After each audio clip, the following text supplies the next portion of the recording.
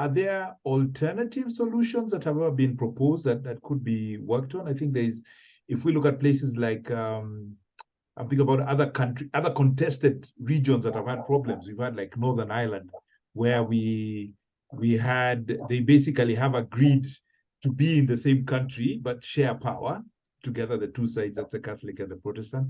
And then you had federations, like I think Bosnia and Herzegovina is what ended up after the Bosnian War. You have the same space, but we kind of rule each other.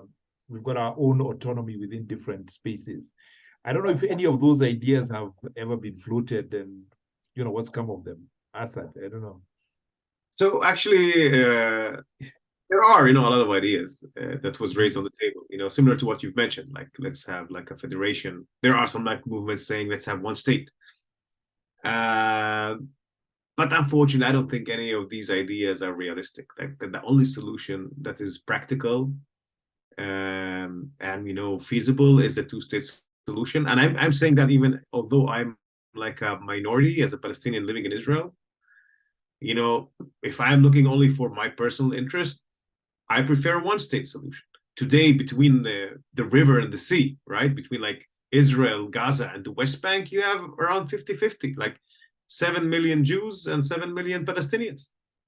So potentially, we can, if I'm a Palestinian and I want to take control, I prefer a one-state solution. Say, yeah, I want, do that, and then I'll take control. Someday, the population growth of the Palestinians is still higher than the Jews. Like a few more years, it will be a majority of Palestinians in this area. But I think, as somebody that lives here and lived here, long time, and my ancestors are here, I don't think that's feasible. The only way is really to have two states on this land, basically Israel within the 48 line borders that is like internationally recognized, the Palestinians having a state in the West Bank and Gaza. These two states will live together, even connected. It's not like borders and like you're there and we're here. Like even today, I don't know if you're aware of it, but every day around 200,000 Palestinians workers come and work in Israel every day and come back to their territories. And I think when we will have such a solution that is peaceful and there is like no more armed, resistance, it will be enhanced. And, we will have investments of Israelis in Palestine and vice versa. And it will prosper. Because at the end, we're really close in terms of culture. And, we're even genetically, if you look back, we're from the same origin.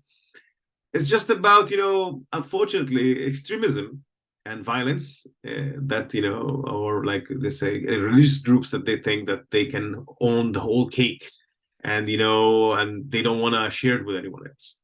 But most of the people, are fine with living side by side. And I think doing that through the borders of two states with sovereignty and, right to identify yourself as a country, because the Palestinians until today, basically that's the last Arab nation that doesn't have a country yet after the First World War, all of them had. So I think that could be the right solution to do that. And it can secure it's better for the Israeli security as well. It's not only me saying that, like most of the ex-generals of Israel says that's the only way we can have a way to live here secured in full security.